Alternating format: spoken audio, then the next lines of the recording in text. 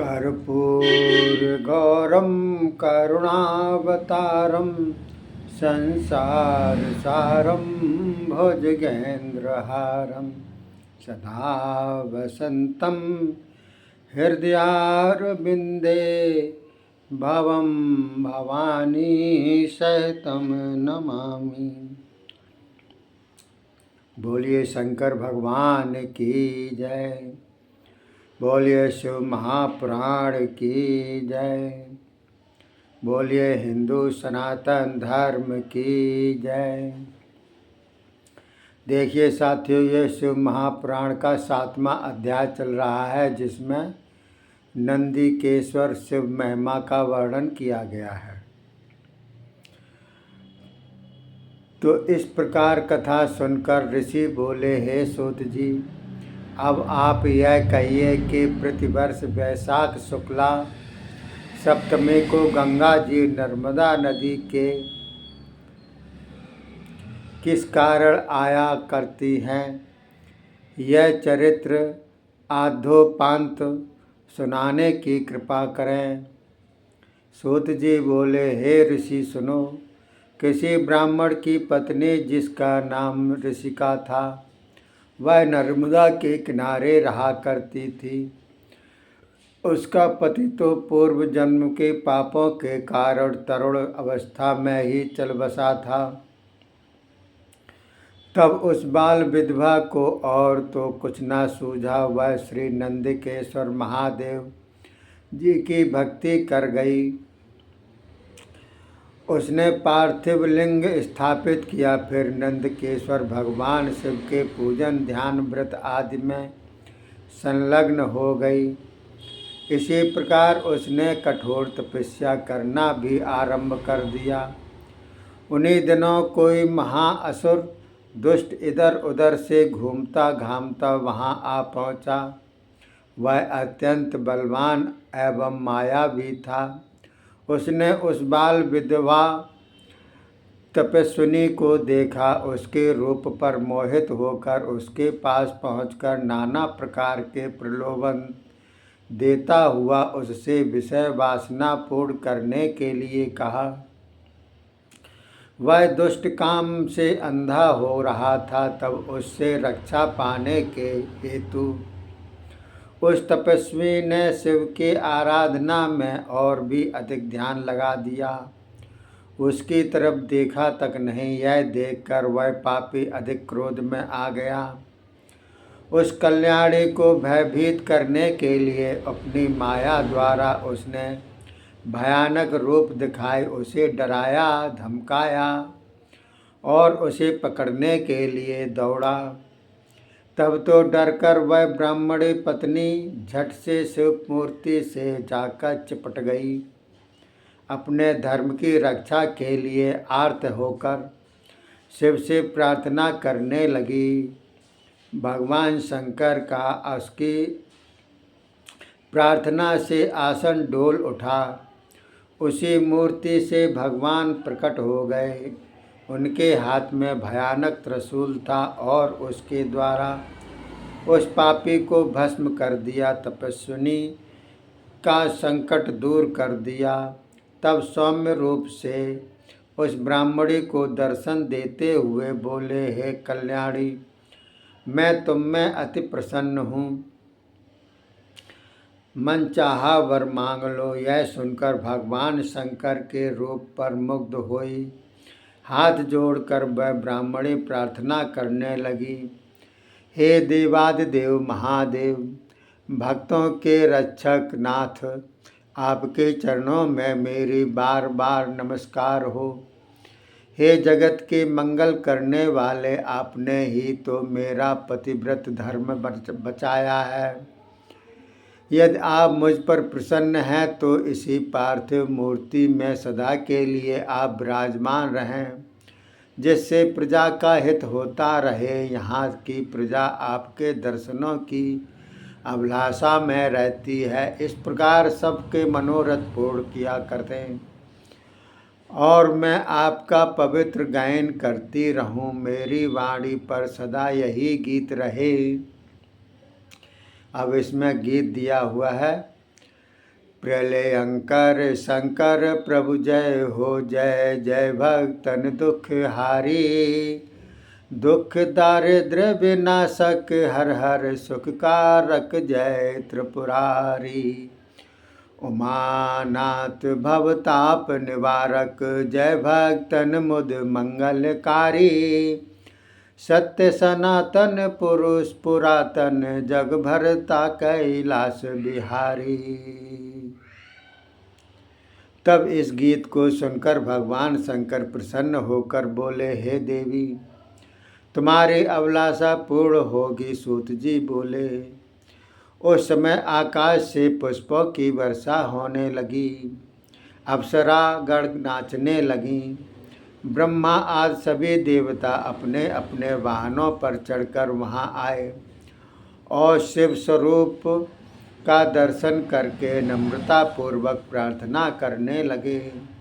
इधर पति पावनी श्री गंगा जी भी उस सती ऋषि के पास लहराती हुई आ गईं। अत्यंत प्रसन्न होकर बोली, कल्याणी मैं भी प्रतिज्ञा करती हूँ, हर एक वर्ष वैशाख की शुक्ल पक्ष सप्तमी के दिन मैं यहाँ आया करूँगी, क्योंकि जहाँ सदा शिव का सदा निवास हो जाए वहाँ मेरा आगमन परम आवश्यक है। इतना वचन सुनकर ऋषिका परम आनंदित हुई। भगवान शंकर उसी दिन से अपने पूर्ण अंशों से उस पार्थिव लिंग में निवास करने लगे। तभी से ही प्रत्येक वर्ष वैशाख शुक्ल सप्तमी के दिन वहाँ गंगा जी आने लगीं। उसी दिन से यह तीर्थ नंदकेश्वर के नाम से प्रसिद्ध हो गया। हे ऋषिगण, यह दिव्य परम तीर्थ सभी घोर पापों का निवारण करने वाला है। इसी तीर्थ के पवित्र कुंड के स्नान तथा नंदकेश्वर शंकर के पूजन से एवं ऋषिका के गीत द्वारा स्तुत करने से सदाशिव शीघ्र प्रसन्न हो जाते हैं। ब्रह्म हत्यादिक जैसे घोर पाप भी नष्ट हो जाते हैं। अंत में उसे सुपद की प्राप्ति होती है।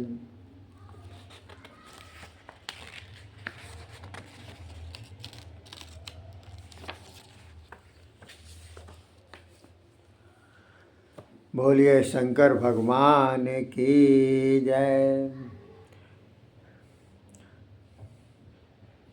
इसमें 8वां दिया हुआ है महाबल सिद्धमाहात्म्य। सूत जी बोले, हे ऋषियों, अब हम आपको पश्चिम दिशा के सदाशिव के पार्थिव लिंगों का वर्णन करते हैं, उसे आप सावधान होकर श्रवण करें।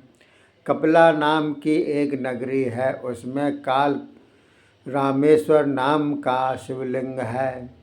इनके दर्शन से सभी पापों का नाश होता है।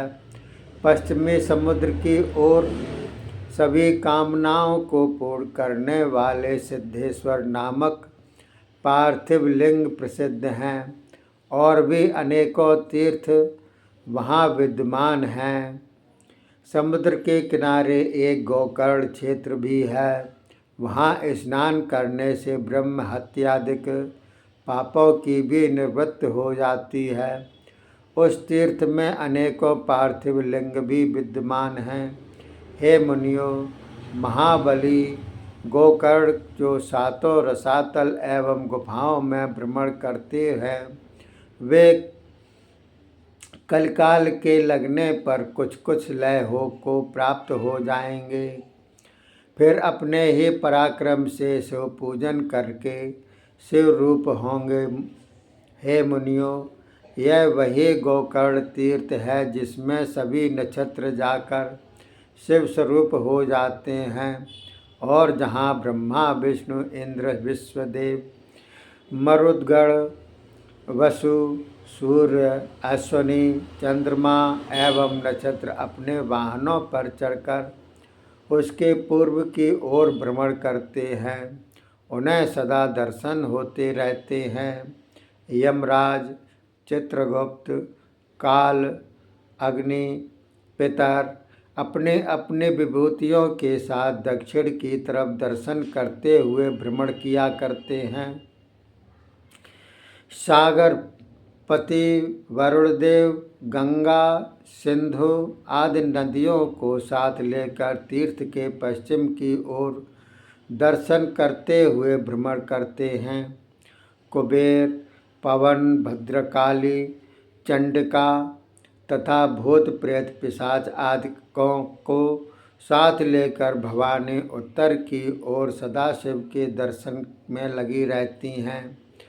सारे देवता, पितर, गंधर्व, चारण, सिद्ध, द्विधा, विद्याधर, किन्नर, किमपुरुष, गुहिक, खग, बेताल, पिशाच, बलि, दित्य के पुत्र दैत्य तथा सर्पगण एवं मुनिगण आदि सभी सदाशिव के पवित्र दर्शन करने अपनी सभी कामनाएं पूर्ण करते रहते हैं। वहाँ महाबल सदाशिव की मूर्ति प्रत्यक्ष रूप ऋण मोक्ष दीपिका है। वहाँ हर एक वर्ष को माघ कृष्ण पक्ष की चतुर्दशी के दिन सदाशिव का पूजन होता है। हे मुनियों, इसके पूजन करने के एक चांडाली के पाप निवृत्त हो गए और वह अंत में शिवलोक को प्राप्त हो गए। बोलिए शंकर भगवान की जय। बोलिए शिव महापुराण की जय। बोलिए हिंदू सनातन धर्म की जय। अगला 9वां अध्याय चलेगा जिसमें चांडाली की सद्गति बतलाई गई है। तब तक के लिए धन्यवाद। जय हिंद, जय भारत।